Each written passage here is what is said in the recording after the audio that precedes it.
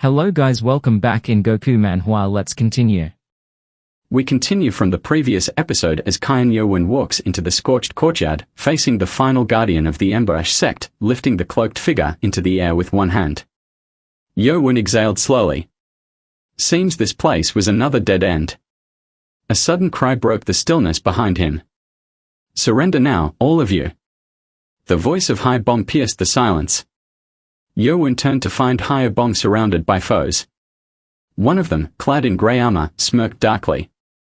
That's a bold demand for someone about to be slaughtered. Another attacker chuckled from behind. Even if you're high-level experts, numbers will drown skill. We'll carve you down piece by piece. He laughed louder, drunk on confidence. If that cursed shadow bearer weren't among you, you'd already be. But before the sentence ended, Kainyo appeared behind him like a whisper of death. In one clean motion, Yowan gripped the back of the man's head. Tell me where the young scout vanished to. His voice was ice. Panic overtook the mob. It's the shadow bearer. Save yourselves. The man in grey howled. Hai Bong's fury exploded as he shouted at the retreating cowards. Turn around and fight, you spineless dogs. The man caught in Yowan's grasp trembled. He ran inside the pit, where the Ember Wym had disappeared. Yowan's eyes narrowed. So that's why the Wym's remains were missing. The captive began to cry and plead. Please, I'm just a foot soldier. Don't kill me. But without mercy, Yowan crushed his skull in a single, ruthless move. Hai Bong ran to his side, sword drawn. I owe you for the rescue, Commander. Also, here's your blade. Without meeting his eyes, Yowan replied, there are enhancements I still need to assess. Keep it a while longer. He then turned from the carnage and watched the ongoing chaos farther away. Kainyo kept his gaze forward and said calmly. Nano, give me the fastest path across terrain. Confirmed, the Nano interface answered. In seconds, a propulsion module unfolded beneath his feet. Magnetic booster initiating, said the system. Yowan blasted across the field, vanishing like a streak of lightning. Meanwhile, deep within the frozen valley, the first elder of the Shadowglass monks let out a mocking laugh. Seems the Shadow Envoy values the Obsidian Phoenix more than your pathetic lives. Kaowama, bruised and blooded under searing flame, sneered through gritted teeth. Reflexes that slow. No wonder your vision's failing. The elder's eyes twitched. What did you say? Kaowama stood straighter, pride glowing in his voice. The envoy trusted us. He believed our will was strong enough to stop you, and that would prevail. The elder locked eyes with him, a bead of sweat trailing down his face. Kaowama let out a thunderous yell. Then we'll show we were worthy of that trust. His burned arm began to twitch, cracks forming across the charred flesh as energy surged. Monmu laughed, clearly reveling in the chaos. Baekji launched a foe into the air with a blazing punch. Mu and Hosang Wa fought back-to-back, fending off wave after wave of attackers. Kaowama slammed his fists together, shattering the ember crust that encased him. We are the obsidian talons of the Crimson Star sect. He then bellowed with raw conviction. Heralds of the Flame God. The scene shifted to the underground cavern. Sparks danced through the air. A giant phoenix feather, still glowing from its final burst, pulsed with intense fire while workers raced to siphon its essence into crystal flasks. A voice called out sharply. Move with care. If you breathe wrong, you'll ignite the whole chamber. A jittery worker, gripping iron tongs, muttered to himself. This is madness. There's no way this thing's actually dead, right? Another, holding a cooling rod, snapped. You trying to get us all burned? Keep quiet. Two figures walked forward. One barked with authority. Less talk, more work. One of them, in jet-black robes with streaks of red, was a senior from the Obsidian Execution sect. This was Wu Chan, commander under the Ember Tyrant. His glare was deadly. The other, dressed in robes bearing the crest of the Frostvale domain, was Sango, sixth elder of the Northern Glaciate sect and deputy to the Blade Crown Syndicate. They stood before the smoldering feather. Sango gave a soft laugh.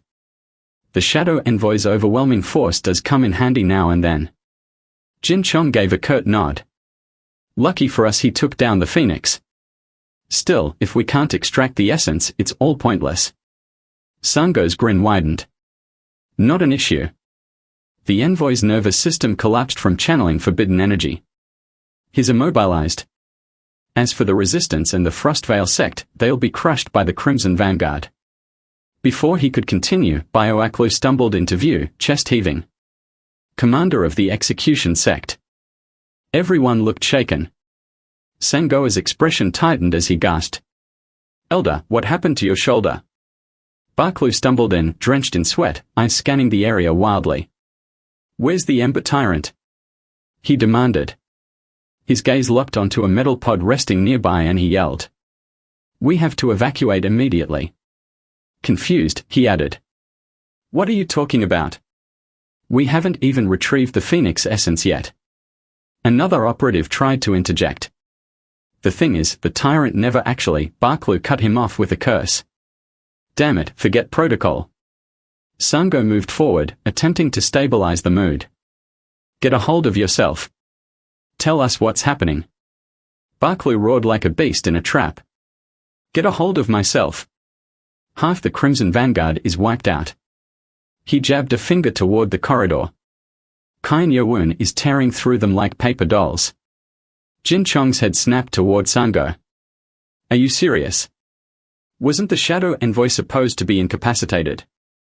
Sango looked visibly disturbed as he replied. He was. I saw it myself. But Barclay, now pale and trembling, interrupted again. That's not the worst part. His throat bobbed. He's headed right for us. Jin Chong and Sango both went still. Slowly, they turned to face the yawning passage leading deeper into the earth. Not a word was spoken. A sudden crimson beam pierced the darkness, its glow swelling rapidly. Yowan shot through the tunnel like a meteor, splitting the air as crimson trails burst behind him. 3 men guarded the entrance. One blinked, confused. What's that coming? But he never finished. Yowan blurred past, his blade flashing once. The man's head flew clean off, a mist of blood erupting. His lower body dropped, twitching.